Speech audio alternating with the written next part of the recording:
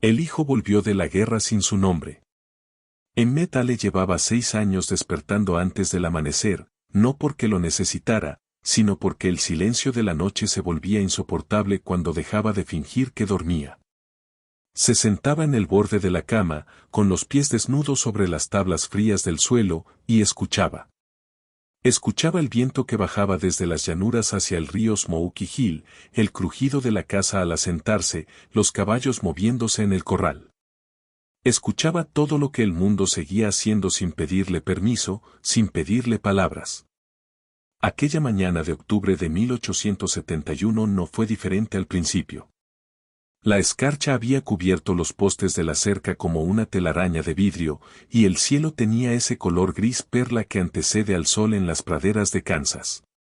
Emmet se puso las botas, la chaqueta de lana, y salió al porche con una taza de café que Ruth le había dejado preparada la noche anterior, como hacía siempre, aunque él rara vez la tocaba antes de que se enfriara.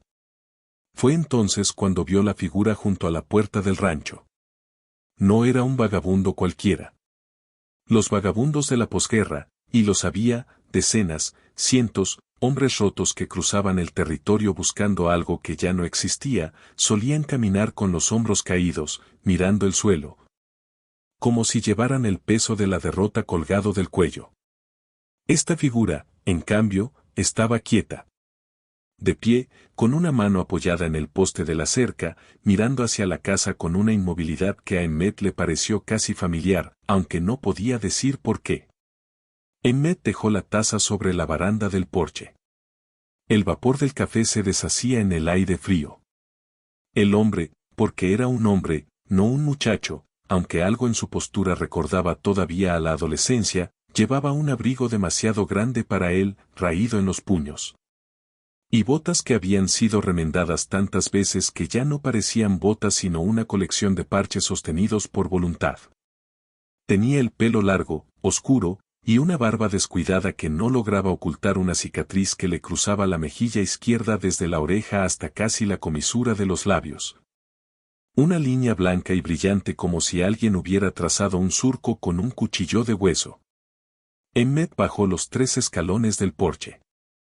Sus piernas, que llevaban 62 años cargando el peso de un hombre que había levantado cercas, domado caballos y enterrado a su esposa, sintieron de pronto la fragilidad de los huesos de un viejo. El hombre no se movió. Esperó. Cuando Emmet estuvo a unos 10 pasos, el desconocido levantó la mano derecha, despacio, como quien no quiere asustar a un animal, y abrió el puño. En su palma, brillando débilmente bajo la luz gris de la mañana, había un reloj de bolsillo de plata, con la tapa grabada con una H entrelazada con una flor de cardo. El símbolo que Emmet había elegido hacía 30 años para marcar todo lo que le pertenecía, los caballos, las herramientas, el reloj que le regaló a su hijo Thomas la noche antes de que se marchara a la guerra. Emmet no dijo nada. No podía decir nada.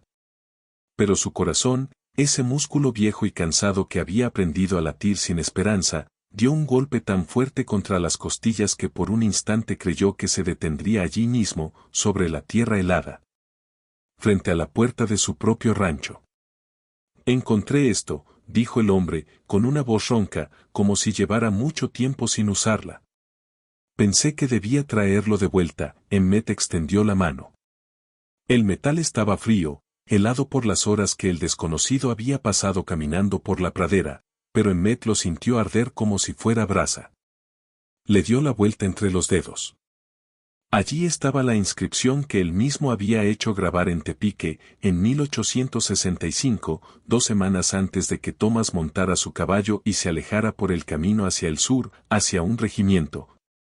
Hacia una guerra que ya estaba terminando pero que aún tenía hambre de hombres jóvenes.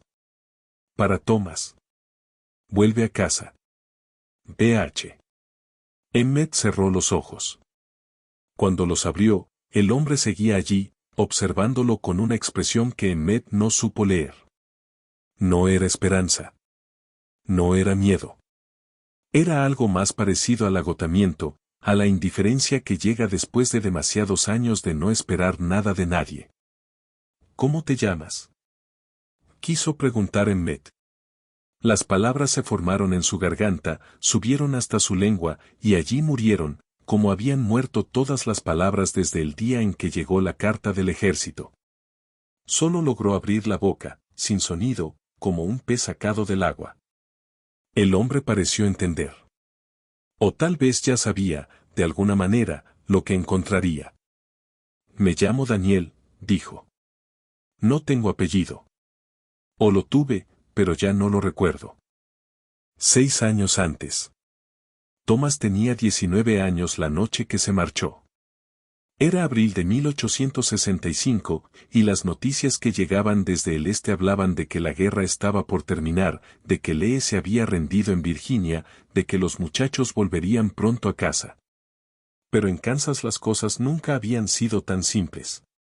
La frontera con Missouri seguía ardiendo con rencores viejos, con bandas de guerrilleros que no habían recibido la noticia de la paz o que simplemente no querían recibirla.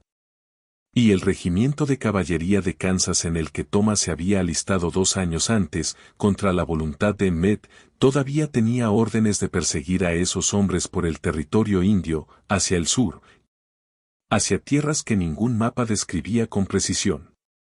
Emmett recordaba esa noche con una claridad que el tiempo no había logrado desgastar, como si la memoria, incapaz de aceptar que aquella fue la última vez, se hubiera negado a dejarla envejecer. Estaban en el granero, los dos solos, mientras Ruth, recién casada, apenas 18 años, con el vientre todavía plano, preparaba la cena en la casa.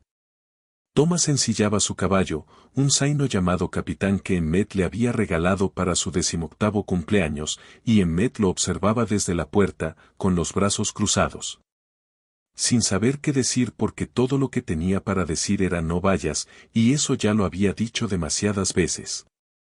Padre, dijo Thomas, sin darse vuelta, sé que no quiere que vaya.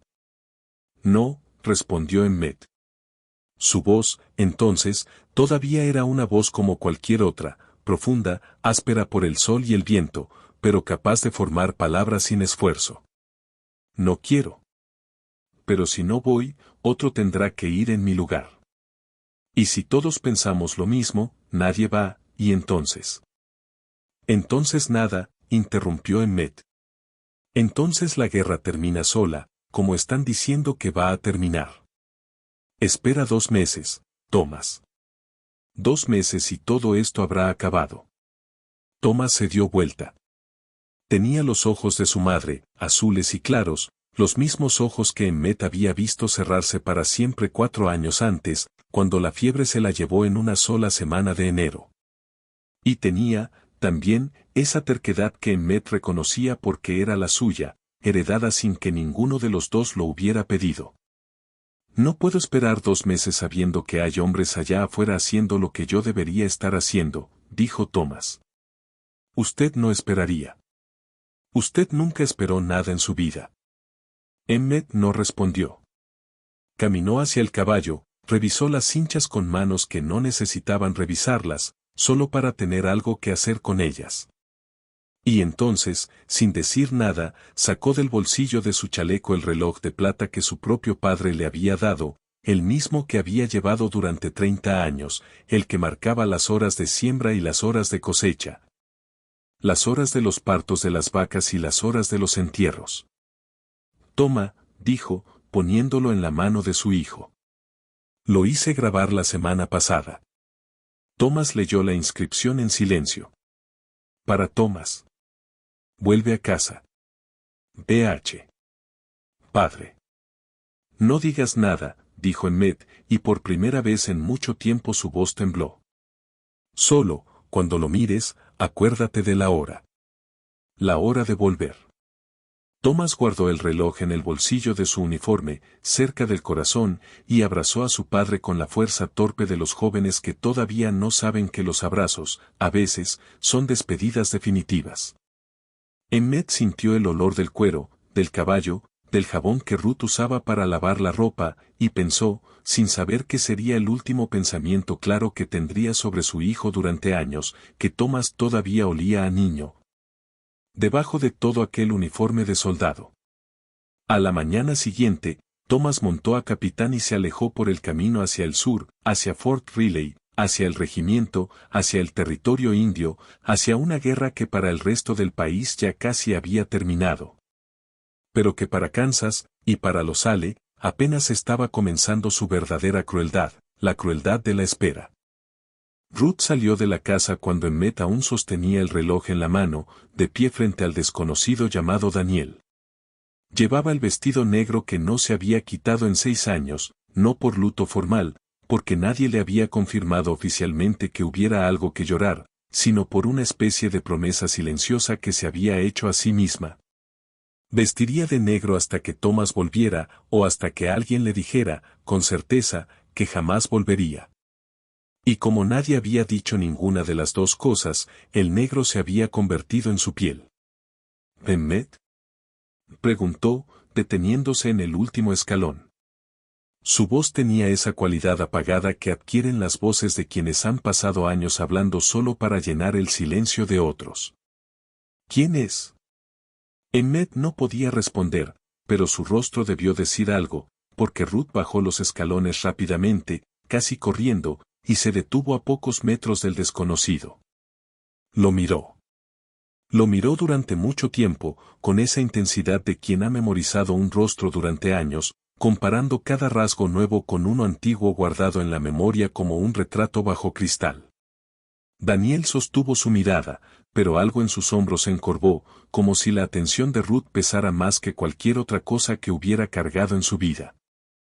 «Tienes los ojos de Thomas», dijo Ruth, finalmente, en voz muy baja. «La gente me ha dicho muchas cosas en los últimos años», respondió Daniel. «Que tengo los ojos de alguien. Que tengo la voz de alguien. Que camino como alguien». Después de un tiempo, uno empieza a pensar que tal vez no tiene ojos propios, ni voz propia, ni manera de caminar propia. Que uno es solo, un espejo roto donde la gente busca caras que perdió. Ruth no dijo nada más. Miró a Emmett, buscando alguna señal, alguna certeza que él pudiera darle. Pero Emmett solo sostenía el reloj contra su pecho, con ambas manos, como si fuera lo único que lo mantenía de pie sobre la tierra. «Entra», dijo Ruth, finalmente, dirigiéndose a Daniel. «Hace frío. Te daremos café». Daniel asintió, pero no se movió de inmediato. Miró hacia la casa, el porche de madera gris, las cortinas blancas que Ruth lavaba cada semana aunque nadie las viera, el establo más allá, los corrales donde algunas vacas de cuernos largos, traídas el verano anterior desde Texas por la ruta de Chison, masticaban el heno con la indiferencia eterna de los animales, y algo cruzó su rostro. No fue reconocimiento. O tal vez sí lo fue, pero tan fugaz que ni Emmett ni Ruth pudieron estar seguros de haberlo visto. «Es un buen lugar», dijo Daniel, en voz baja, casi para sí mismo. «Recuerdo, no recuerdo. Es solo que se parece a un lugar que recuerdo». Entraron a la casa. Emmett, que llevaba 6 años moviéndose por aquellas habitaciones como un fantasma silencioso, sintió que las paredes mismas contenían el aliento, como si la casa también esperara.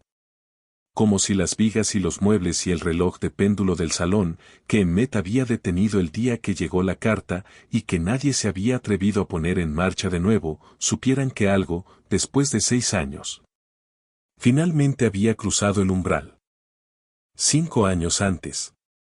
Las cartas de Thomas llegaban con la irregularidad cruel de la guerra, a veces 2 en una semana, a veces nada durante 2 meses, y entonces, de pronto, 3 juntas, escritas en fechas distintas. Como si el correo militar las hubiera guardado en un cajón y las hubiera olvidado. Emmett las leía en voz alta para Ruth, en la mesa de la cocina, después de la cena. Era un ritual que ambos necesitaban, aunque ninguno lo dijera. La voz de Emmett pronunciando las palabras de Thomas era, durante esos minutos, lo más parecido que tenían a tener a Thomas de vuelta. «Querido padre, querida Ruth, estamos acampados cerca del río Cimarrón. El territorio aquí es extraño, todo llano y dorado, como si Dios hubiera derramado trigo sobre la tierra y se hubiera olvidado de cosecharlo. Los hombres dicen que pronto nos moverán hacia el sur, hacia Texas, persiguiendo a los que todavía no quieren rendirse. Capitán está bien, aunque ha perdido peso, comparto mi ración con él cuando puedo. Padre, llevo el reloj siempre conmigo.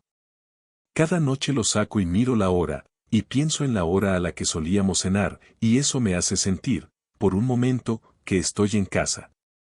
Emmet recordaba haber leído esa carta 3 veces seguidas y haber visto a Ruth llorar en silencio, sin sollozos, solo con las lágrimas cayendo sobre sus manos cruzadas. Mientras afuera el viento de noviembre golpeaba las ventanas. Las siguientes cartas hablaban de marchas largas, de calor insoportable, de un compañero llamado Owens que había muerto de fiebre, de la nostalgia que se filtraba entre líneas como el agua entre las grietas de una presa.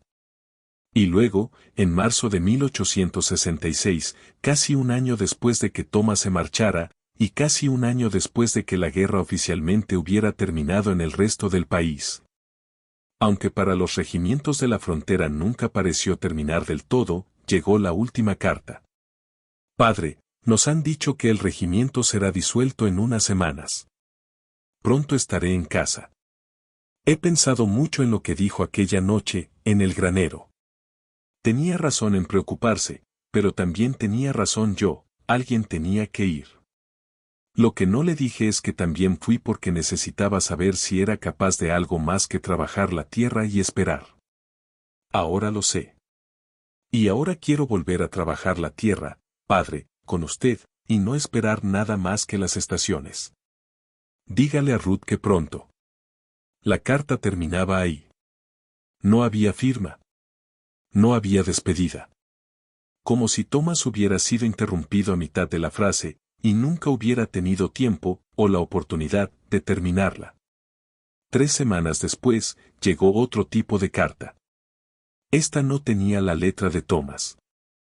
Tenía el sello del ejército, y la letra cuidada y formal de un oficial que Emmet nunca conoció, y que probablemente nunca pensó 2 veces en el hombre cuyo nombre escribía esa tarde, entre docenas de otros nombres.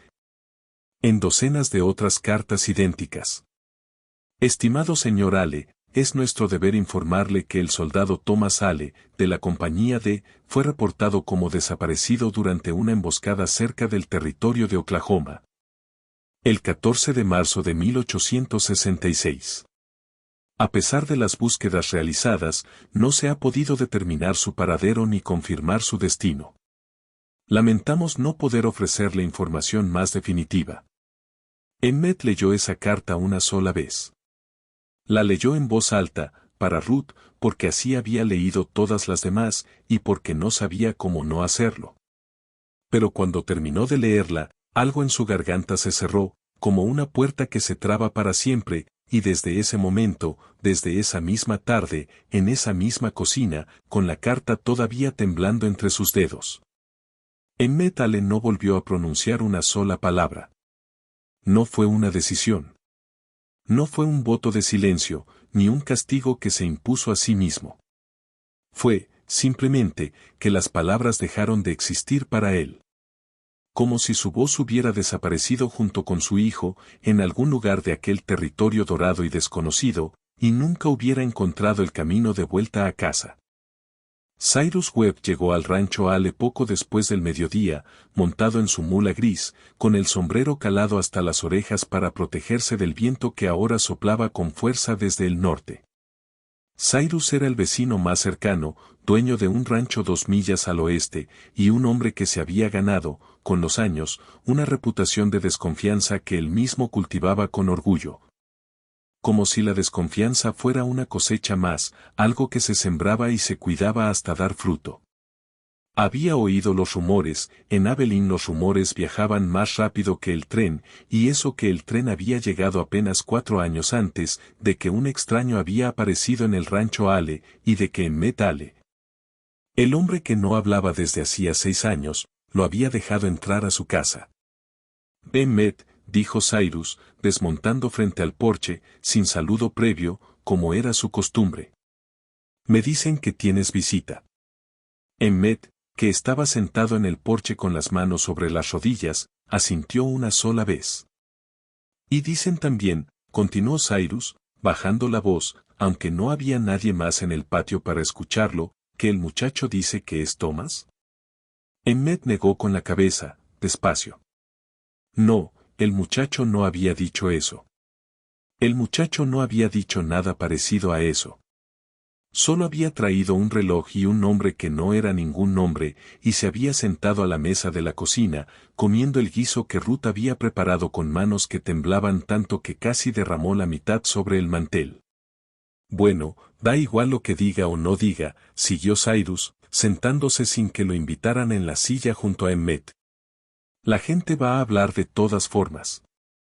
Y tú sabes lo que pasa en estos tiempos, Emmet. Después de la guerra, medio país está lleno de hombres sin nombre, sin familia, sin pasado. Algunos de ellos son honestos, perdidos, lo admito. Pero otros han aprendido que un apellido conocido, una familia con tierra, puede ser la diferencia entre morir de hambre en la pradera y tener una cama caliente y un plato lleno por el resto de sus días. Emmet miró a Cyrus.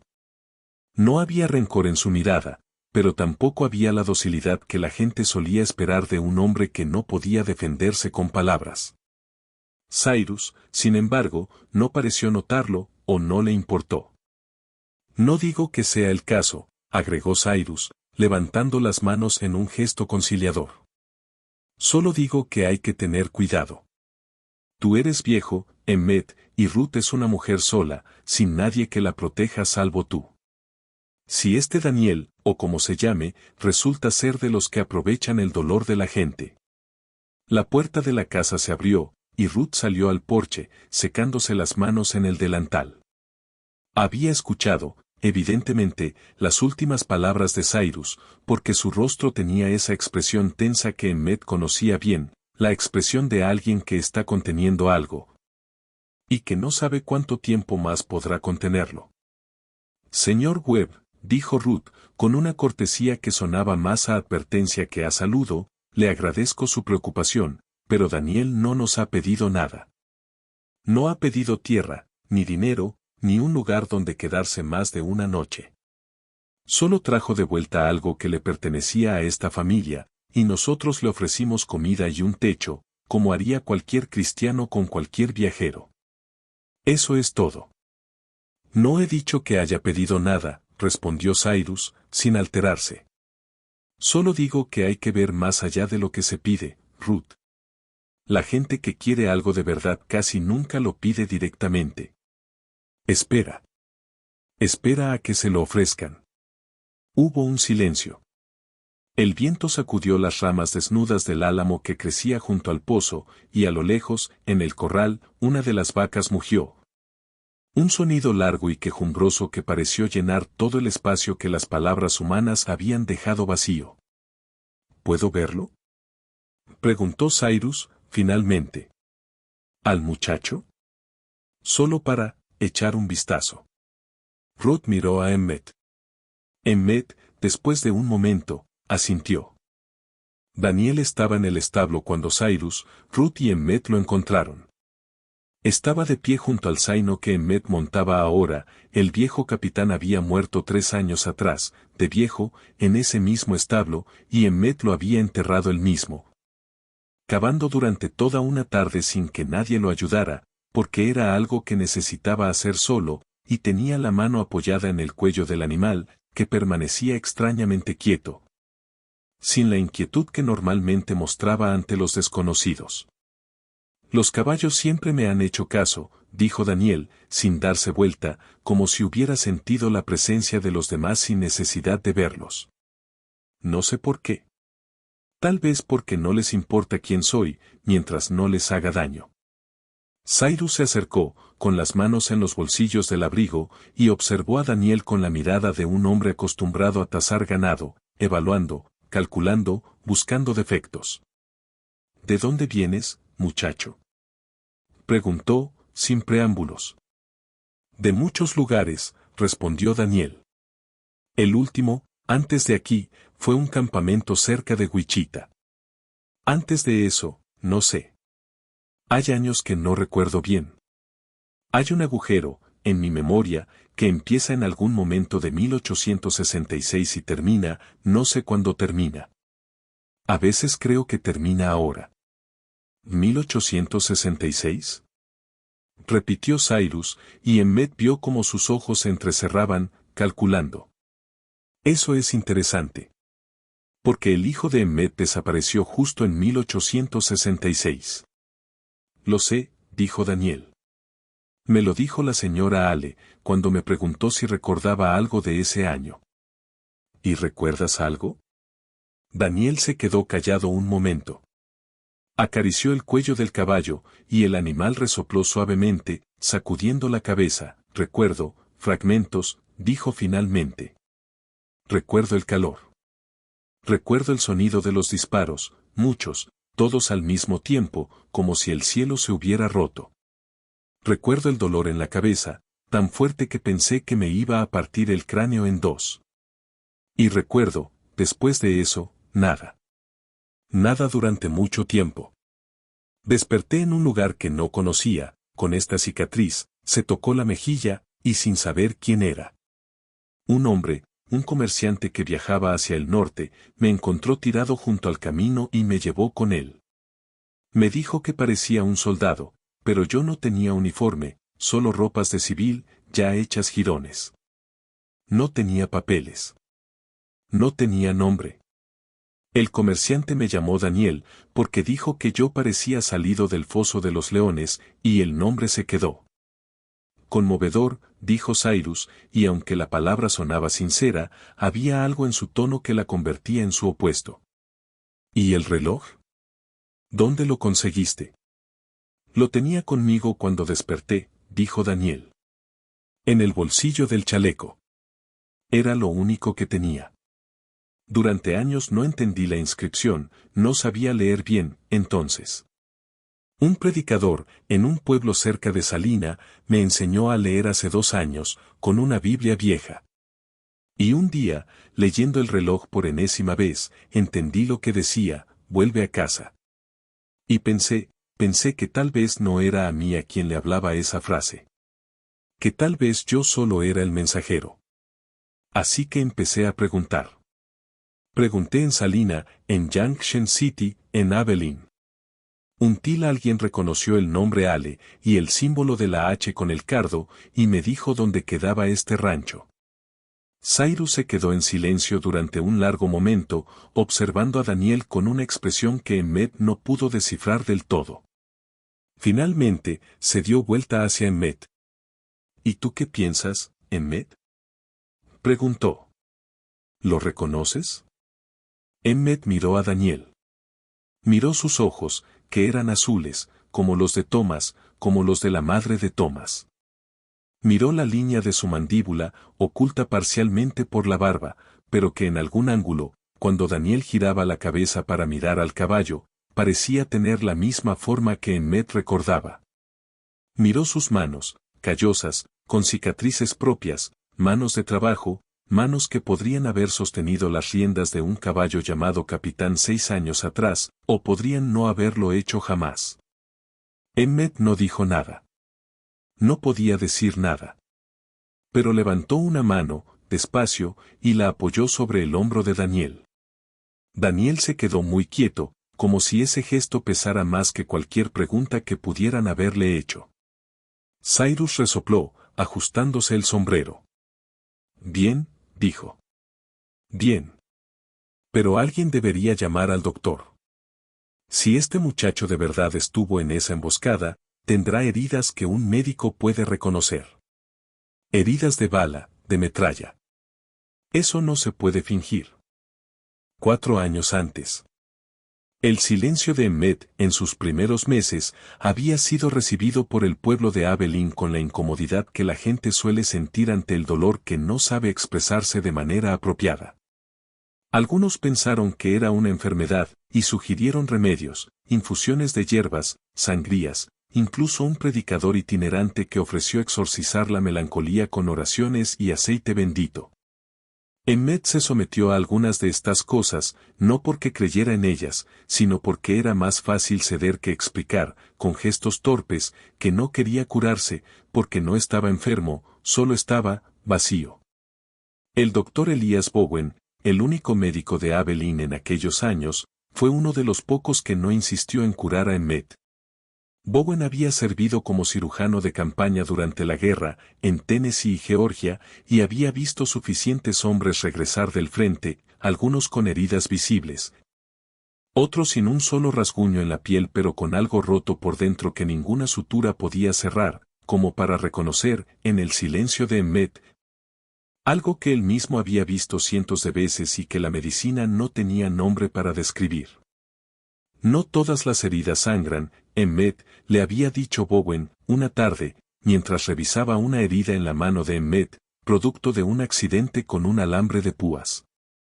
Algunas solo, cambian la forma de un hombre por dentro. Como cuando el fuego dobla un trozo de hierro, el hierro sigue siendo hierro, pero ya no vuelve a su forma original. Eso no significa que esté roto. Solo significa que ahora tiene una forma diferente. Emmet, en ese momento, había sentido, sin poder responder, pero agradecido, de una manera que solo podía expresarse con los ojos, de que alguien, al menos, no esperara de él palabras que ya no tenía. Con el tiempo, el pueblo se había acostumbrado al silencio de Emmet Ale, de la misma manera en que se acostumbra uno a una cicatriz en el propio cuerpo, al principio se nota cada vez que se mira, y luego, simplemente, forma parte de lo que uno es. Ruth aprendió a leer sus gestos, sus miradas, los pequeños movimientos de sus manos que decían más que cualquier palabra. Los vaqueros que trabajaban en el rancho, cada vez menos, porque Emmet había reducido el ganado año tras año, sin energía para las grandes empresas de antaño, aprendieron a recibir instrucciones escritas en pedazos de papel, con la letra cada vez más temblorosa de Emmet. Y la casa misma se había llenado de silencio, un silencio que no era ausencia de sonido, porque el viento seguía soplando, y las gallinas seguían cacareando, y el reloj de péndulo del salón, aunque detenido, todavía hacía un pequeño clic cada vez que alguien pasaba cerca, como si su mecanismo, aunque inmóvil, todavía recordara cómo sonaba, sin ausencia de algo más, de las voces que deberían haber estado allí. La voz de Thomas, riendo en la cocina. La voz de los hijos que Thomas y Ruth nunca tuvieron tiempo de tener. La voz de Emmet, contando historias sobre el ganado, sobre los días en que él mismo había llegado a Kansas, joven y sin nada, desde Ohio, con apenas un caballo y la promesa de tierra barata. Todo eso, todas esas voces que nunca existirían, formaban el verdadero silencio de la casa Ale. Y ese silencio, Emmet lo sabía, era más profundo que cualquier cosa que su propia garganta pudiera o no producir. El doctor Bowen llegó al rancho al atardecer, en su calesa, con su maletín de cuero gastado por años de camino sin pavimentar. Era un hombre de unos 50 años, de manos pequeñas y precisas, y ojos que habían visto demasiado como para sorprenderse fácilmente, pero que todavía conservaban una calidez que sorprendía a quienes esperaban encontrar en un cirujano de guerra retirado, algo más duro. Examinó a Daniel en el cuarto que había sido de Thomas. Ruth lo mantenía siempre limpio, con la cama hecha, como si Thomas pudiera llegar en cualquier momento y necesitar un lugar donde dormir esa misma noche. Mientras Emmet y Ruth esperaban en la cocina, y Cyrus, que se había quedado por si acaso, fumaba en el porche, mirando hacia la pradera que se oscurecía. Cuando Bowen salió, casi una hora después, su rostro tenía la expresión cuidadosamente neutra de un hombre que ha encontrado algo que no sabe cómo comunicar. Bueno, dijo, sentándose a la mesa, aceptando la taza de café que Ruth le ofreció. Tiene heridas. Muchas. Una herida de bala en el costado izquierdo, ya cicatrizada, que pasó cerca, muy cerca, de órganos vitales. La cicatriz en la cara es de un corte profundo, probablemente de sable o bayoneta, no de bala. Y tiene una marca en el cráneo, detrás de la oreja derecha, consistente con un golpe muy fuerte. El hueso se hundió levemente y volvió a soldarse, pero de forma irregular. Ese tipo de golpe, Bowen hizo una pausa, buscando las palabras correctas. Ese tipo de golpe puede causar lo que él describe, pérdida de memoria, a veces parcial, a veces casi total. Lo he visto antes, en la guerra. Hombres que olvidaban sus propios nombres durante semanas, meses. Algunos nunca los recordaron. Pero podría confirmar. Empezó Ruth, y se detuvo, como si no se atreviera a terminar la pregunta. ¿Sí es Thomas? Terminó Bowen, con gentileza. Ruth, las heridas no llevan nombre. Podría haber sido cualquier soldado, en cualquier batalla, de cualquier bando. La edad coincide, yo diría que tiene entre 24 y 27 años, y Thomas tendría 25 ahora. La complexión, es difícil decir, los años de vida dura cambian a un hombre. El color de los ojos coincide, pero eso no prueba nada, muchos hombres tienen ojos azules. ¿Y el reloj? Preguntó Cyrus, desde la puerta del porche, sin entrar. ¿Qué dice de eso, doctor? Bowen se quedó pensando un momento. El reloj prueba que este hombre, en algún momento, tuvo contacto con Thomas, o con sus pertenencias, dijo finalmente. Pudo haberlo encontrado en un campo de batalla, junto a un cadáver. Pudo haberlo recibido de Thomas mismo, si estuvieron juntos, presos, o heridos uno cerca del otro. O, pudo haber sido Thomas todo el tiempo, y el reloj nunca dejó su bolsillo.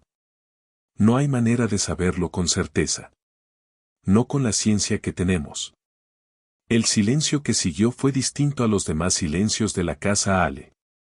No era el silencio de la ausencia, sino el silencio de una pregunta que, por primera vez en 6 años, tenía la posibilidad, solo la posibilidad, de una respuesta, y que sin embargo permanecía, obstinadamente, sin respuesta. Emmett, sentado en su silla habitual, sostenía el reloj entre las manos.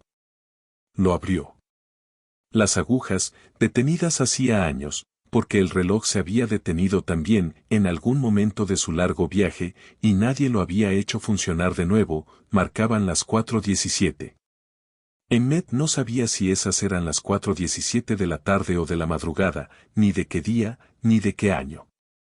El reloj, como Emmett, se había quedado atrapado en un momento que ya no existía, y que sin embargo seguía siendo, de alguna manera, el único momento real, esa noche, después de que Cyrus se marchara, no sin repetir.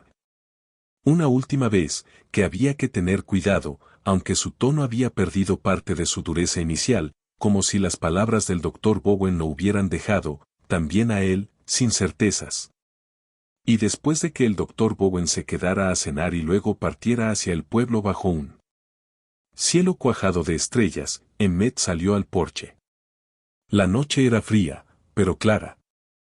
El tipo de noche que Thomas había amado de niño, cuando se tendía en el pasto del patio y le pedía a Emmett que le enseñara los nombres de las estrellas, aunque Emmett, en realidad, solo conocía unos pocos, la estrella polar, el carro, el cinturón de Orión.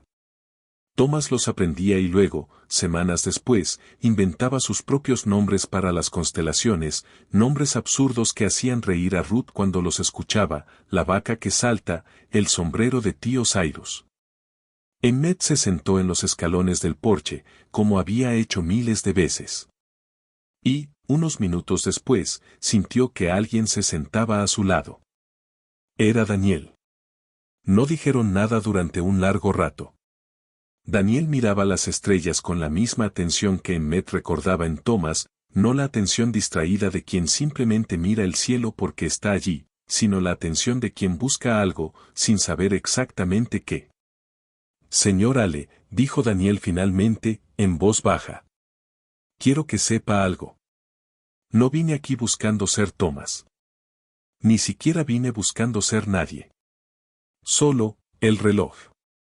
Cuando lo miraba, sentía que tenía que devolverlo. No sabía por qué. Todavía no lo sé del todo. Pero ahora que estoy aquí, en este lugar, viendo estas estrellas, sentado en este porche, hay algo. No son recuerdos, exactamente. Es más como, ecos. Como si mi cuerpo recordara cosas que mi mente olvidó. Emmet lo miró. La luz de la luna iluminaba el perfil de Daniel, la cicatriz en su mejilla, los ojos azules fijos en el cielo. Cuando era niño, continuó Daniel, despacio, como si las palabras vinieran de un lugar muy profundo, casi contra su voluntad, mi padre, el hombre que yo llamaba padre, en los fragmentos que recuerdo de antes de la guerra. Me enseñaba las estrellas. Pero no recuerdo su cara. No recuerdo su voz. Solo recuerdo que estábamos en un patio, de noche, y él señalaba el cielo, y yo le decía nombres tontos para las formas que veía. Una vaca. Un sombrero. Emmet sintió que el aire se le quedaba atascado en el pecho. La vaca que salta. El sombrero de tío Cyrus. No podía hablar. No podía preguntar, ¿recuerdas el nombre del tío? ¿Recuerdas que se llamaba Cyrus, el mismo Cyrus que hoy estuvo aquí, dudando de ti? No podía decir nada de eso. Solo podía sentir cómo su propio corazón se rompía y se reconstruía al mismo tiempo, en el espacio de un solo latido. Tal vez no significa nada, dijo Daniel, como si hubiera sentido la tormenta silenciosa que se desataba junto a él. Tal vez todos los niños le ponen nombres tontos a las estrellas. Tal vez es solo una coincidencia. He aprendido a no confiar en los recuerdos, señor Ale. A veces el cerebro fabrica cosas para llenar los huecos. Los médicos me lo explicaron en el hospital donde estuve después de que me encontraron. Dijeron que la mente, cuando pierde algo, a veces inventa algo nuevo para no sentir el vacío. Emmet levantó una mano, temblorosa, y la apoyó sobre la rodilla de Daniel. No era una respuesta. No era una confirmación. Era, simplemente, contacto, la prueba de que dos cuerpos estaban allí, en ese porche, bajo esas estrellas, y que eso, por el momento, era suficiente, 3 años antes. Hubo un invierno, el segundo después de la noticia, en que Ruth estuvo muy enferma. Una fiebre que la dejó en cama durante semanas, delirando, hablando en sueños con voces que no eran las suyas. Emmet la cuidó día y noche, llevándole agua, cambiándole los paños fríos sobre la frente, sentado junto a su cama durante horas. Escuchando los delirios de su nuera con una atención que tal vez no había prestado a nadie desde la muerte de su esposa. En sus delirios, Ruth hablaba con Thomas. Le decía cosas que nunca le había dicho en voz alta, despierta, que lo amaba, que estaba enojada con él por haberse ido, que lo perdonaba, que no lo perdonaba. Que esperaba que tuviera frío en algún lugar lejano para que supiera, al menos, lo que ella sentía cada noche en esa cama vacía. Le hablaba de un hijo que nunca tuvieron, al que había imaginado llamar Thomas también, Thomas hijo, y que en sus sueños febriles existía, corría por el patio, tenía los ojos azules de su padre.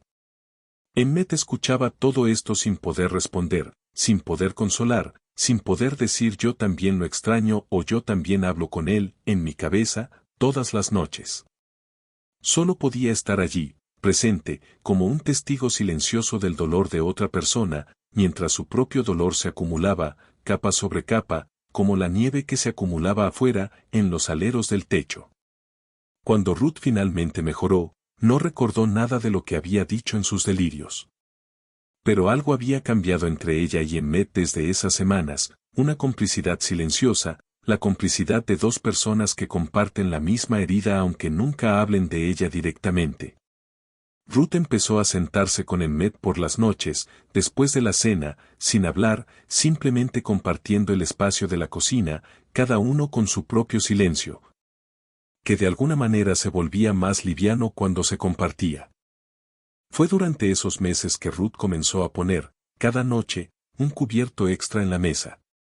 No lo anunció. No lo explicó. Simplemente, una noche, Emmet notó que había 4 lugares puestos en la mesa, en lugar de 2, el suyo, el de Ruth, y 2 más, vacíos, uno frente al otro. Es para Thomas, dijo Ruth, la única vez que Emmet le preguntó, con la mirada, sobre ese cubierto extra. Y el otro es para quien sea que esté esperando volver, en algún lugar, esta noche. Para cualquiera que necesite saber que hay un lugar para él en alguna mesa, en algún sitio del mundo. Emmet no entendió completamente esas palabras en ese momento. Pero las recordó, con una claridad nueva, 6 años después, cuando un desconocido llamado Daniel se sentó por primera vez a esa misma mesa, frente a un cubierto que llevaba 3 años esperándolo sin saberlo. Daniel se quedó. No hubo una decisión formal, ninguna conversación en la que se estableciera te quedarás aquí o este es tu hogar ahora. Simplemente, cuando llegó el momento de que Daniel se marchara, porque así lo dijo, la segunda mañana, de pie junto a la puerta, con su abrigo raído puesto, listo para continuar su camino hacia ningún lugar en particular. Ruth le preguntó, con una voz que no admitía discusión, si sabía ordeñar una vaca. Daniel dijo que no estaba seguro, pero que podía intentarlo. Y así, sin que nadie lo decidiera explícitamente, Daniel empezó a trabajar en el rancho. Al principio, tareas pequeñas, alimentar a las gallinas, cortar leña, reparar una sección de la cerca que el viento había derribado. Emmet lo observaba trabajar, desde la distancia, con la misma atención silenciosa con la que observaba todo, y notaba cosas, la manera en que Daniel sostenía el hacha, con las manos espaciadas de una forma muy particular. Una forma que a Emmet le recordaba, vagamente, dolorosamente, a la manera en que él mismo le había enseñado a Thomas a cortar leña, años atrás. Cuando Thomas tenía 12 años y se quejaba de que el hacha era demasiado pesada para un trabajo tan tonto. ¿Era memoria del cuerpo, como Daniel había dicho la noche de las estrellas? ¿O era, simplemente, que había una sola manera correcta de sostener un hacha, y cualquier hombre que hubiera trabajado lo suficiente la encontraría, sin necesidad de haber sido enseñado por Emmet específicamente? No había manera de saberlo. Y Emmet, con el paso de los días, empezó a entender algo que tal vez Ruth había entendido mucho antes que él, que tal vez la pregunta es Thomas, no era la pregunta correcta. O, al menos, no era la única pregunta que importaba. Porque Daniel, fuera quien fuera, era un hombre que había sufrido. Un hombre con heridas en el cuerpo y huecos en la memoria, que había caminado por el territorio durante años, sin nombre, sin familia, sin un lugar al que pertenecer, hasta que un objeto de plata con una inscripción. Vuelve a casa, lo había guiado, casi como una brújula, hasta la puerta de un rancho en Kansas. Y ese hombre, fuera quien fuera, ahora sostenía un hacha en el patio de los Ale, con las manos espaciadas de una manera que a un viejo le recordaba a su hijo, y el sol de octubre caía sobre sus hombros. Y por primera vez en mucho tiempo, alguien en esa casa estaba haciendo algo más que esperar. Una tarde, casi 2 semanas después de la llegada de Daniel, Emmet decidió hacer algo que no había hecho en 6 años, subió al desván. El desván de la casa Ale era un espacio pequeño, bajo el techo inclinado, al que se accedía por una escalera de mano que se guardaba en el pasillo. Allí, Ruth había guardado, después de la noticia, las cosas de Thomas, su ropa de niño, sus juguetes, los libros que había usado en la pequeña escuela de Abilene, y una caja de madera donde Emmet, mucho tiempo atrás, había guardado las cartas que Thomas le había enviado durante la guerra. Emmet subió despacio, con las articulaciones protestando, y se sentó en el suelo polvoriento del desván, junto a la pequeña ventana que dejaba entrar la luz dorada de la tarde. Abrió la caja. Las cartas estaban allí, dobladas, amarillentas, atadas con un cordel que Ruth había usado, años atrás, para mantenerlas juntas. Emmet las tomó, una por una, y las desplegó sobre sus rodillas, releyendo lo que ya sabía de memoria, las descripciones del territorio, las menciones a capitán, las preguntas sobre la cosecha. Lo extraño y pronto estaré en casa que aparecían, con variaciones, en casi todas. Pero había algo más en la caja. Algo que Emmet no recordaba haber guardado allí, o que tal vez había olvidado por completo, un pequeño dibujo, hecho por Thomas cuando tenía unos 10 años, en un papel ya frágil por el tiempo. El dibujo mostraba, con la torpeza encantadora de los dibujos infantiles, una casa, un granero, algunas figuras que probablemente representaban vacas, y 3 figuras humanas, una alta, que debía ser Emmet. Una más pequeña, con un vestido, que debía ser la madre de Thomas, y una tercera, la más pequeña de todas, que era Thomas mismo. Sobre las tres figuras, en la letra desigual de un niño, Thomas había escrito, mi familia. Para siempre. Emmet sostuvo el dibujo durante mucho tiempo. La luz de la tarde cambiaba, lentamente, de dorado a naranja, y las sombras en el desván se alargaban. En algún momento, Emmet se dio cuenta de que estaba llorando, algo que tampoco había hecho, realmente, en 6 años, no de esta manera, no con esta liberación silenciosa. Lágrimas que caían sobre el papel viejo sin que él hiciera ningún esfuerzo por contenerlas o por limpiarlas. Pensó en Daniel, abajo, en el patio, terminando de reparar la cerca. Pensó en el hombre sin nombre, sin pasado, sin familia, que tal vez, había sido, alguna vez, el niño que dibujó esa casa, ese granero, esas tres figuras unidas por la palabra siempre. Y pensó, también, en la posibilidad de que no lo fuera. En la posibilidad de que Thomas estuviera, en realidad, en algún lugar del territorio de Oklahoma, bajo la tierra, sin nombre tampoco, sin que nadie hubiera encontrado jamás sus restos, mientras otro hombre, completamente distinto, vivía ahora en su antigua habitación, dormía en su antigua cama, y quizás, algún día, ocuparía también su antiguo lugar en esta familia. Ambas posibilidades, Emmet se dio cuenta, contenían el mismo dolor. Y ambas, también, contenían algo más, la posibilidad de que el amor, ese amor que un niño había dibujado, hace tantos años, con la palabra siempre, no necesitara, en realidad, una respuesta definitiva para seguir existiendo. Guardó el dibujo en el bolsillo de su chaleco, junto al reloj, que ahora llevaba siempre consigo, como Thomas lo había llevado. Y bajó del desván, despacio, hacia la luz de la tarde que entraba por las ventanas de la cocina. Octubre se convirtió en noviembre. Las primeras heladas fuertes llegaron, cubriendo la pradera de blanco por las mañanas, y el ganado fue trasladado a los pastizales más cercanos a la casa, donde Emmet y Daniel, porque ya eran Emmet y Daniel cuando se trataba del trabajo, dos hombres que se entendían con gestos y miradas, sin necesidad de palabras, porque Daniel, con el tiempo, había aprendido a leer los silencios de Emmet con una facilidad que sorprendía incluso a Ruth, podían cuidarlo más fácilmente.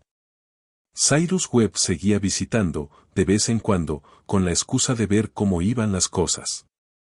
Su desconfianza inicial no había desaparecido del todo, pero se había transformado en algo más parecido a la curiosidad, o tal vez a una especie de respeto reticente.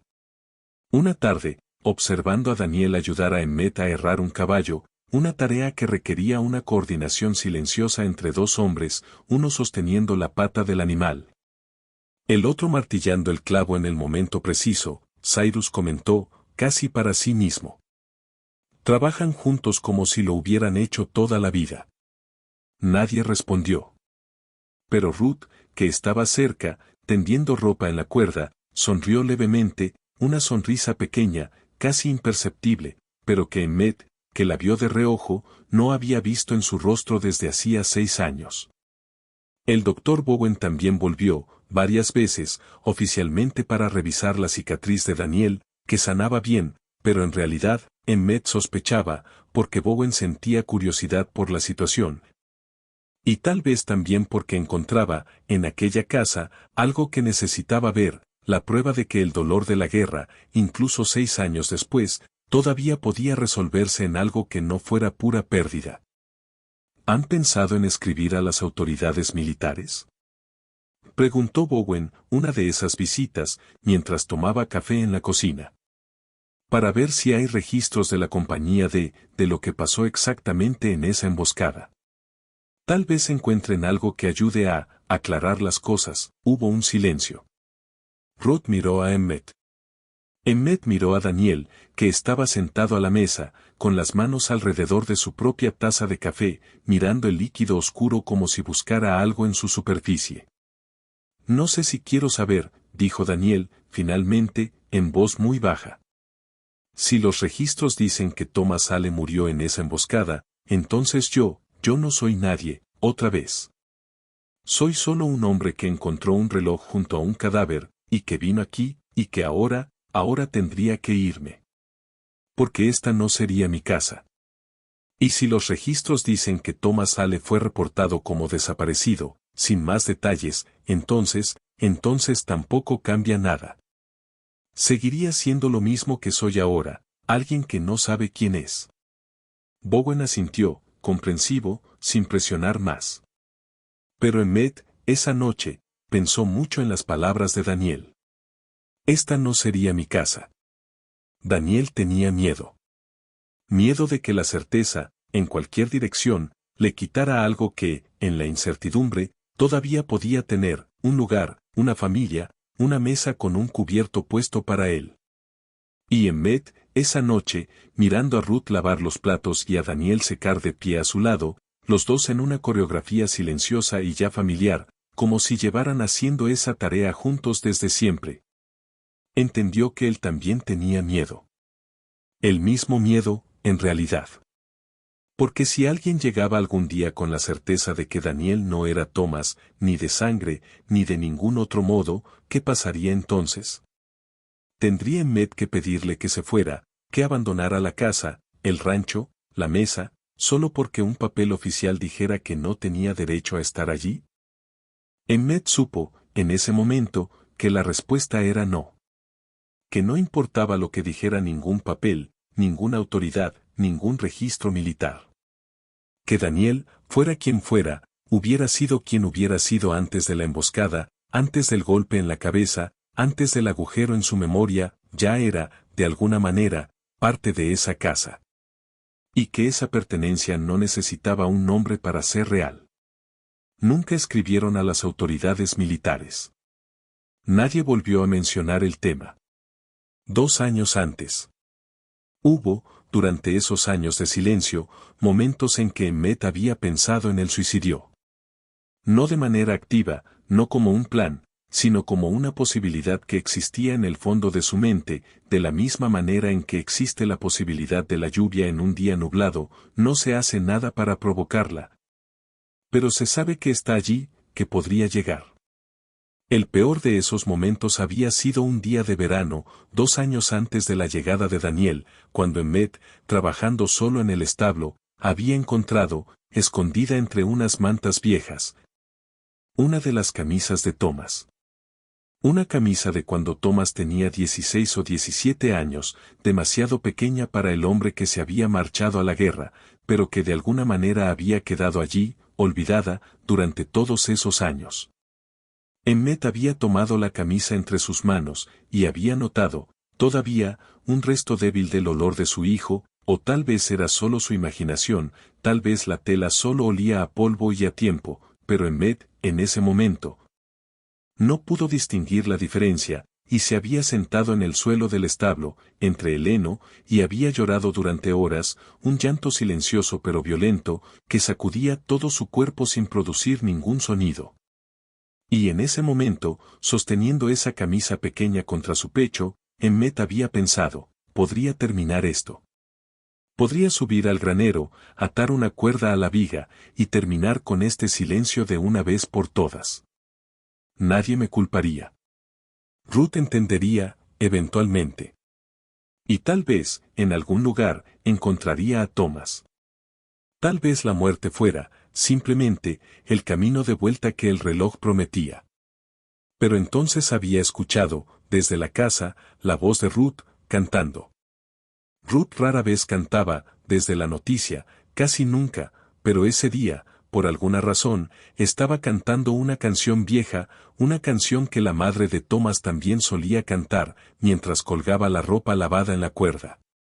Y la voz de Ruth, llevada por el viento del verano, había llegado hasta el establo, hasta Emmett, sentado en el suelo con la camisa de su hijo en las manos. Y Emmett había pensado, entonces, en Ruth. En la mujer de 18 años que se había casado con su hijo, que había esperado durante años, que vestía de negro y ponía un cubierto extra en la mesa cada noche.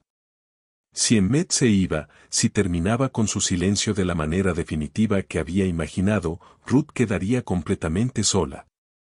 Sin esposo, sin suegro, sin familia. Sola, en una casa demasiado grande, en una pradera demasiado vasta, esperando a un hombre que tal vez nunca volvería, sin nadie con quien compartir esa espera. Emmet había guardado la camisa de Thomas de nuevo entre las mantas. Se había levantado, se había limpiado el rostro con la manga, y había vuelto al trabajo, porque el trabajo era lo único que sabía hacer. Lo único que todavía tenía sentido cuando las palabras y las esperanzas habían dejado de tenerlo. Nunca le contó a nadie sobre ese día. No podía contarlo, de todas formas. Pero el recuerdo permanecía, y a veces, en los momentos más inesperados, como ahora, viendo a Daniel y a Ruth reír juntos en la cocina, por algo que Daniel había dicho sobre una de las gallinas, que se había escapado del corral y ahora vivía, según Daniel, como una reina, juzgando a todos desde el techo del establo. Emmet pensaba en aquel día en el establo, y en la voz de Ruth cantando, y en cómo esa voz, sin saberlo, lo había mantenido vivo. Y pensaba, tal vez esta risa, esta cocina, esta normalidad pequeña y frágil, era, también, una forma de que Thomas volviera a casa. No el Thomas de carne y hueso, no necesariamente. Pero algo de él, algo de la vida que él había representado para esa familia, regresando a través de otra persona, de otra risa, de otra voz en la cocina. El invierno llegó con fuerza en diciembre. Las primeras grandes nevadas cubrieron la pradera, y el rancho Ale se preparó, como cada año, para los meses más duros, leña apilada junto a la casa, el ganado reunido en los corrales más protegidos. Las provisiones revisadas y completadas con el último viaje a Abilene antes de que los caminos se volvieran intransitables. Daniel trabajó durante todo ese tiempo con una dedicación que sorprendía incluso a los vaqueros que todavía trabajaban ocasionalmente para Emmet, dos hermanos jóvenes, Caleb y Joseph Pratt, hijos de otro vecino, que ayudaban en las temporadas de mayor trabajo. Daniel parecía absorber el ritmo del rancho con una facilidad natural, como si su cuerpo recordara tareas que su mente no podía nombrar, sabía exactamente cuánta fuerza usar al lanzar el heno desde el pajar. Sabía leer el cielo para predecir una tormenta antes de que las nubes fueran visibles en el horizonte, sabía calmar a un caballo nervioso con una palabra suave y una mano firme. Es extraño, le dijo Caleb Pratt a su hermano, una tarde, mientras los dos jóvenes ayudaban a Daniel a reparar el techo del establo. Trabaja como si hubiera nacido aquí. Como si conociera cada rincón de este lugar de toda la vida. Joseph, el más joven de los dos, había asentido, pero había agregado, con la franqueza de los muy jóvenes. Pero también hay momentos en que se queda mirando algo, como si no pudiera recordar por qué lo está mirando. El otro día lo vi parado frente al pozo, durante 10 minutos, sin moverse, mirando el agua. Cuando le pregunté qué hacía, dijo que no lo sabía. Dijo que sintió que tenía que mirar el agua, pero no recordaba por qué. Emmet, que había escuchado esta conversación desde el otro lado del establo, sin que los jóvenes lo notaran, sintió un escalofrío que no tenía nada que ver con el frío del invierno. El pozo. Emmet recordaba, con una claridad repentina, una tarde de verano, muchos años atrás, cuando Thomas tenía 5 o 6 años, y había estado a punto de caer al pozo mientras jugaba, persiguiendo a un gato. Emmet lo había atrapado justo a tiempo, sujetándolo de la camisa cuando ya se inclinaba peligrosamente sobre el borde, y después de ese día, Thomas había desarrollado un miedo extraño, casi reverencial, hacia el pozo. No se acercaba a él sin necesidad, y cuando tenía que hacerlo, para sacar agua, por ejemplo, siempre se quedaba parado un momento antes, mirando el agua oscura en el fondo, como si estuviera reconciliándose con algo. ¿Lo sabía Daniel? Recordaba, sin saber que recordaba, ese momento de su infancia, ese instante en que casi había caído, ese miedo que se había convertido, con los años, en un ritual silencioso frente al agua oscura. Emmet no se lo preguntó. No podía preguntárselo, de todas formas. Pero esa noche, después de la cena, cuando Daniel salió, como cada noche, a revisar que los animales estuvieran bien antes de dormir. Emmet lo siguió, a cierta distancia, en la oscuridad nevada. Vio a Daniel detenerse junto al pozo. Vio cómo se quedaba allí, inmóvil, mirando hacia el agujero oscuro cubierto parcialmente por la tapa de madera, durante un largo, largo momento. Y entonces, sin que Emmet pudiera escuchar las palabras exactas debido a la distancia y al viento, vio cómo los labios de Daniel se movían, como si estuviera hablando, muy bajo, con alguien que no estaba allí. O con algo. O con sí mismo, con un sí mismo del pasado, un niño de 5 años que una vez había estado a punto de caer. Emmet regresó a la casa sin hacer ruido, y esa noche, por primera vez en 6 años, durmió sin despertarse antes del amanecer. La Navidad llegó, fría y blanca. Ruth, que durante 6 años había marcado la fecha solo con un silencio más profundo que el habitual, sin decoraciones, sin comidas especiales, solo el reconocimiento tácito de que era un día más a sobrevivir. Esta vez hizo algo diferente, preparó un pastel, el mismo tipo de pastel de manzana que, según le había contado a Daniel unas semanas antes, a Thomas le encantaba de niño. No sé si lo recuerdas, le dijo a Daniel, mientras le entregaba un plato con un trozo del pastel, con una voz que intentaba sonar casual pero que temblaba ligeramente. Pero a Thomas le gustaba comer el pastel de manzana al revés. Primero el relleno, con la cuchara, dejando la masa para el final. Decía que así guardaba lo mejor para el final. Daniel tomó el plato. Miró el pastel durante un momento. Y entonces, sin decir nada, sin que pareciera una decisión consciente, tomó la cuchara y comenzó a comer el relleno primero, dejando la masa intacta a un lado del plato. Ruth se quedó muy quieta. Emmet, sentado al otro lado de la mesa, también se quedó quieto. Daniel, que parecía no haber notado nada extraño en su propia acción, siguió comiendo, hasta que levantó la vista y vio las expresiones de Ruth y Emmet. ¿Qué? Preguntó, confundido. ¿Hice algo mal? No, dijo Ruth, con la voz quebrada. No, no hiciste nada mal. Es solo que, así es exactamente como Thomas lo comía. El relleno primero. Siempre. Daniel miró su plato, con el relleno ya casi terminado y la masa intacta a un lado. Y entonces, algo cambió en su rostro, no fue sorpresa, ni alegría, ni siquiera confusión. Fue algo más sutil, más profundo, el reconocimiento, repentino y desconcertante, de que su propio cuerpo, sus propias manos, su propia cuchara, había tomado una decisión que su mente consciente no recordaba haber aprendido nunca. No lo decidí, dijo Daniel, en voz baja, casi para sí mismo. Simplemente, así es como se come un pastel. Así es como siempre lo he comido. No sabía que era diferente. Nadie dijo nada más sobre el tema esa noche. Pero más tarde, cuando Daniel ya se había retirado a su habitación y Ruth lavaba los platos en silencio, Emmet se acercó a ella y, con un gesto, le pidió papel y lápiz, algo que hacía ocasionalmente, cuando necesitaba comunicar algo más complejo de lo que los gestos podían transmitir. Ruth le trajo papel y lápiz, y Emmet escribió, con su letra temblorosa de anciano.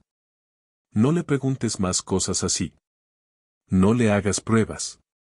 Déjalo ser quien es, sin importar quién haya sido. Ruth leyó la nota, y sus ojos se llenaron de lágrimas. Asintió. Lo sé, dijo, en voz muy baja. Lo sé, Emmet. Es solo que, a veces no puedo evitarlo. Cada pequeña cosa que reconozco en él, duele y sana al mismo tiempo. Y no sé cuál de las dos cosas es más fuerte. Emmet tomó la mano de Ruth, algo que tampoco hacía a menudo, porque el contacto físico, para él, se había vuelto difícil después de la muerte de su esposa, como si cada abrazo, cada mano sostenida, le recordara demasiado a todo lo que había perdido, y la sostuvo durante un momento, en silencio, los dos de pie en la cocina, con el sonido del viento de invierno golpeando las ventanas y, en algún lugar de la casa, los pasos de Daniel moviéndose hacia su cama, hacia el cuarto que había sido Tal vez todavía era el cuarto de Thomas, un año antes. Hubo un día, hacía un año, en que Emmet había estado a punto de hablar. Fue durante una tormenta de verano, una de esas tormentas violentas que a veces azotaban la pradera de Kansas, con vientos que arrancaban árboles y granizo que destruía cosechas enteras en minutos. Emmet había estado en el campo, lejos de la casa, revisando una sección de la cerca, cuando la tormenta lo alcanzó. El viento era tan fuerte que apenas podía mantenerse de pie. La lluvia caía en láminas horizontales, y los relámpagos iluminaban el cielo con una frecuencia aterradora, seguidos casi inmediatamente por truenos que sacudían el suelo. Emmet, empapado y cegado por la lluvia, había perdido la orientación, y durante varios minutos, minutos que se sintieron como horas, no supo en qué dirección quedaba la casa. En ese momento, solo, en medio de la tormenta, con la posibilidad real de que un rayo lo alcanzara, o de que se perdiera en la pradera hasta que el frío y el agotamiento lo vencieran, Emmet había sentido, de pronto, un impulso desesperado: gritar. Gritar el nombre de Thomas, gritar pidiendo ayuda, gritar simplemente para saber si su voz todavía existía, si todavía era capaz de producir sonido. Había abierto la boca. Había sentido el aire entrar y salir de sus pulmones con el esfuerzo. Y había logrado, en medio del rugido del viento y la lluvia, producir un sonido, no una palabra, no un nombre, sino un grito ronco, gutural, casi animal, el primer sonido que su garganta producía en 5 años. Y entonces, justo cuando ese sonido salía de su cuerpo, un rayo había caído, no cerca de él, pero lo suficientemente cerca para que el trueno fuera instantáneo y ensordecedor. Y el sonido de Emmet se había perdido completamente, devorado por el rugido del cielo, como si el universo mismo se hubiera negado a permitir que esa primera palabra, porque Emmet, después, nunca estuvo seguro de si había intentado decir Thomas o solo había gritado sin palabras, llegara a existir. Emmet finalmente había encontrado el camino de vuelta a la casa, empapado, temblando, pero ileso.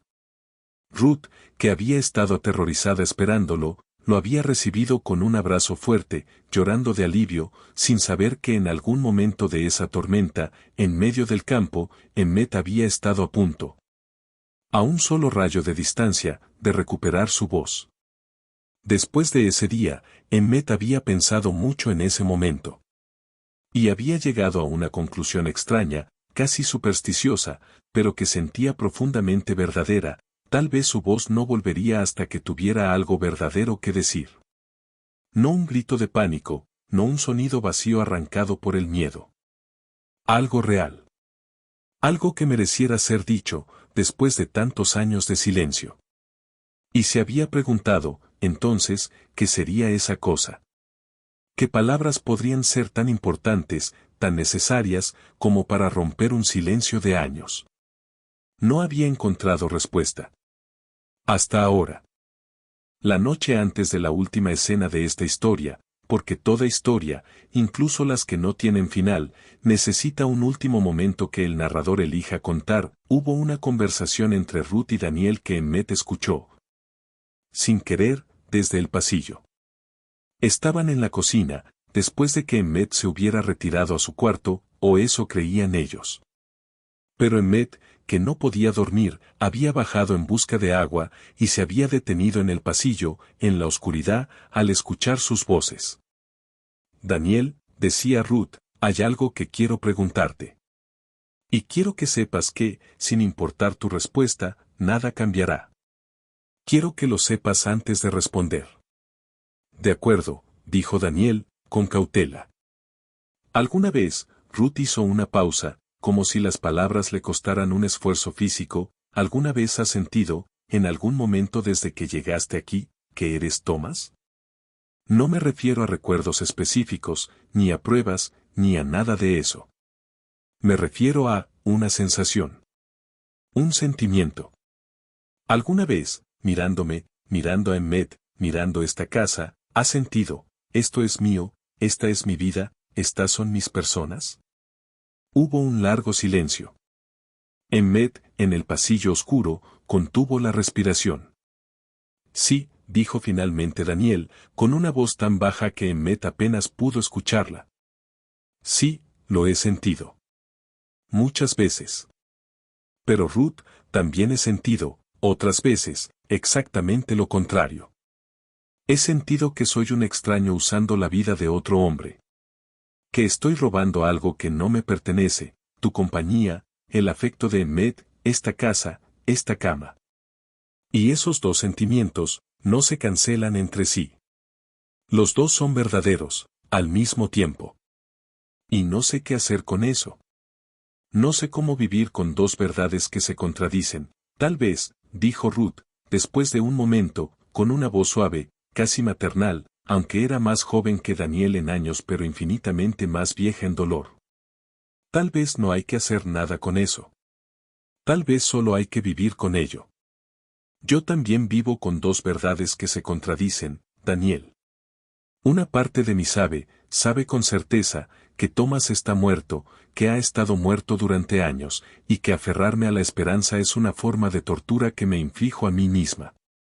Y otra parte de mí, una parte que no puedo silenciar ni razonar, sigue esperándolo cada noche, sigue poniendo un cubierto extra en la mesa, sigue vistiendo de negro como si el luto pudiera, de alguna manera, mantener viva la posibilidad de que el luto no sea necesario. ¿Y cómo vives con eso?, preguntó Daniel. ¿Cómo sostienes dos verdades que se contradicen, durante años, sin volverte loca? No lo sé, dijo Ruth, y Emmet pudo escuchar, en su voz, una sonrisa muy triste. Tal vez no lo hago bien. Tal vez por eso Emmet dejó de hablar, porque encontró, sin saberlo, una manera de existir en ese espacio entre dos verdades. Un espacio que no necesita palabras porque las palabras solo sirven para elegir una verdad sobre la otra, y él no podía, no quería, elegir. Tal vez su silencio, durante todos estos años, ha sido la respuesta más honesta que cualquiera de nosotros ha dado a la pregunta de qué le pasó a Thomas. Emmet, en la oscuridad del pasillo, sintió que las lágrimas corrían por su rostro sin que él hiciera ningún esfuerzo por contenerlas. Ruth tenía razón. Había tenido razón durante todo este tiempo, y Emmet, hasta este momento, escuchando desde la oscuridad, no lo había entendido completamente, su silencio no era una herida sin curar. Era una respuesta. La única respuesta honesta que él tenía para una pregunta que no tenía respuesta, y tal vez, pensó Emmet, regresando lentamente hacia su cuarto, sin que Ruth y Daniel notaran su presencia. Tal vez ese silencio podía seguir siendo la respuesta. Para siempre, si era necesario. No como una rendición, sino como una forma de honestidad, la honestidad de no fingir saber algo que nadie, en realidad, podía saber. A la mañana siguiente, una mañana de enero, fría pero despejada. Con el sol naciente pintando la nieve de tonos rosados y dorados, Emmet se despertó, como siempre, antes del amanecer. Pero esta vez, en lugar de quedarse sentado en el borde de la cama escuchando el silencio, se levantó con una sensación extraña, una sensación de propósito, algo que no había sentido en años. Se vistió, bajó las escaleras, y entró en la cocina. Ruth todavía no se había despertado, Daniel tampoco. La casa estaba en silencio, ese silencio familiar de antes del amanecer, pero esta mañana, el silencio le pareció diferente a Emmet, no vacío, sino lleno. Lleno de posibilidad. Emmet se acercó al armario donde se guardaba la vajilla. Sacó 3 platos, los 3 platos que se usaban cada día, desde que Daniel había llegado, para las 3 personas que ahora vivían en esa casa. Y entonces, después de un momento de duda, sacó un 4.º plato. No era para Thomas. O, mejor dicho, no era solo para Thomas, de la manera específica y dolorosa en que el cubierto extra de Ruth había sido, durante años, una espera dirigida hacia una sola persona, un solo nombre. Un solo destino esperado. Este 4.º plato era diferente. Emmet no podía explicarlo, no podía explicar nada, de todas formas, no con palabras, pero mientras lo colocaba en la mesa, en el lugar donde Ruth siempre había puesto el cubierto extra. sintió que estaba haciendo algo más amplio que simplemente esperar a Thomas. Estaba poniendo un lugar para la posibilidad. Para cualquiera que necesitara un lugar. Para Daniel, fuera quien fuera.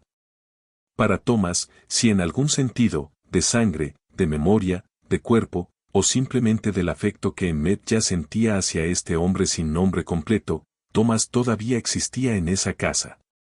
Y para Thomas también, el otro Thomas, el que tal vez yacía sin nombre bajo la tierra de Oklahoma, el que tal vez nunca tendría una tumba con su nombre, pero que podía, de esta manera pequeña y silenciosa, tener un lugar en la mesa de su familia, cada mañana, para siempre, sin importar dónde estuviera su cuerpo.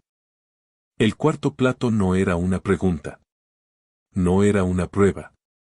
No era una manera de decir creo que eres Thomas o no creo que seas Thomas. Era, simplemente, un lugar. Un lugar que existiría, de ahora en adelante, sin importar las respuestas que el tiempo, o la falta de tiempo, pudiera o no traer. Emmett colocó el plato. Colocó un cubierto junto a él, un tenedor, un cuchillo, una cuchara, dispuestos con el mismo cuidado con que colocaba los otros tres. Y entonces, se quedó de pie junto a la mesa, mirando los 4 lugares, mientras la luz del amanecer entraba por la ventana de la cocina y se derramaba sobre el mantel blanco, sobre la plata de los cubiertos. Sobre el reloj que Emmett llevaba siempre en el bolsillo de su chaleco, el reloj que, la noche anterior, había vuelto a funcionar, porque Daniel, sin que nadie le pidiera, lo había llevado al relojero de Abilene, y ahora.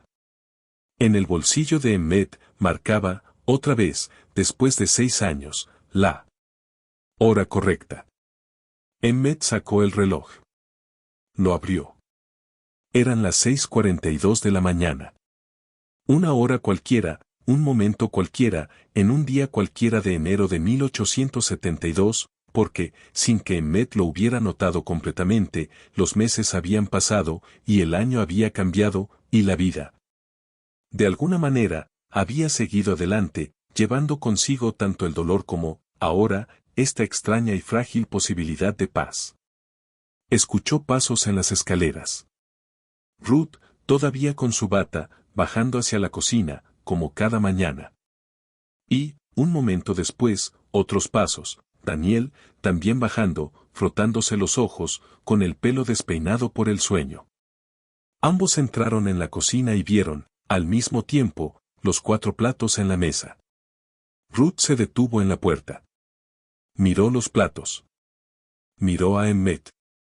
Y algo en su rostro, algo que Emmett no había visto desde hacía 6 años, desde antes de la carta, desde antes de que el silencio comenzara, se iluminó, no era una sonrisa completa, no era alegría sin sombras. Pero era algo. Una grieta de luz en un rostro que había aprendido, durante demasiado tiempo, a no esperar luz alguna. Daniel también miró los platos. Y luego miró a Emmett, con una expresión que mezclaba confusión, esperanza, y ese miedo del que había hablado la noche anterior, el miedo de pertenecer, el miedo de que pertenecer pudiera, en cualquier momento, ser arrebatado. Emmett no dijo nada. No podía decir nada. Pero caminó hacia la mesa, hacia el cuarto lugar, el lugar que durante 6 años había sido el lugar de Thomas, y que ahora, sin dejar de serlo, era también algo más, y, con un gesto, invitó a Daniel a sentarse allí. Daniel se quedó inmóvil durante un largo momento. Miró la silla. Miró el plato. Miró a Emmett, buscando, tal vez, algún tipo de confirmación final, alguna palabra, aunque sabía que no la habría, que le dijera con certeza quién era, a quién pertenecía ese lugar. Si era suyo por derecho de sangre o solo por la generosidad de 2 personas que habían decidido, sin decirlo, que ya no importaba la diferencia. Pero Emmett no dio esa confirmación. No podía darla, y, Emmett lo entendió, en ese momento, con una claridad total, no quería darla. Porque la pregunta ¿eres tú Thomas? Ya no era la pregunta que importaba. La pregunta que importaba era otra, mucho más simple, y Emmett ya había respondido a esa pregunta, sin palabras, colocando un plato en la mesa, ¿hay un lugar para ti aquí? Y la respuesta era sí. Daniel, finalmente, se sentó. Ruth se sentó también en su lugar de siempre. Emmet se sentó en el suyo. Y los tres personas, una mesa, 4 lugares, uno de ellos ocupado por alguien cuyo verdadero nombre tal vez nunca se conocería, y que tal vez no importaba ya, no de la manera en que había importado antes. Comenzaron a desayunar, en silencio, mientras el sol de enero seguía subiendo sobre la pradera blanca, iluminando el cuarto lugar vacío de la mesa, porque, incluso ahora, incluso con Daniel sentado donde Thomas alguna vez se sentó, Ruth había puesto, esa mañana, un quinto plato, en el lugar donde Daniel se había sentado el primer día, frente a la ventana, por si alguien más necesita un lugar, algún día, con la misma luz dorada y silenciosa con la que el sol ilumina, cada mañana, sin pedir explicaciones. Sin exigir certezas, todas las mesas del mundo donde alguien, en algún lugar, todavía espera. Y así, sin que nadie dijera una palabra, sin que ninguna pregunta fuera respondida, sin que el nombre de Daniel cambiara, ni la voz de Emmet regresara, ni el vestido negro de Ruth se quitara, porque Ruth, esa mañana, todavía lo llevaba, y tal vez lo llevaría durante mucho tiempo más, porque el luto, Emmet había aprendido, no es algo que se decide dejar de sentir, sino algo que, con el tiempo, aprende a convivir con otras cosas. Con el trabajo, con la risa ocasional, con un cuarto plato en la mesa, la vida en el rancho Ale continuó. El reloj de plata, en el bolsillo del chaleco de Emmet, siguió marcando las horas, fielmente, como lo había hecho durante 30 años antes de su largo viaje, y como lo haría, tal vez, durante muchos años más. Marcando el tiempo, simplemente, sin pretender saber a dónde conducía ese tiempo, ni qué nombre llevaría, al final, la persona que lo sostuviera. Vuelve a casa, decía la inscripción. Y, de alguna manera, incierta, incompleta, dolorosa y hermosa al mismo tiempo, alguien, finalmente, lo había hecho.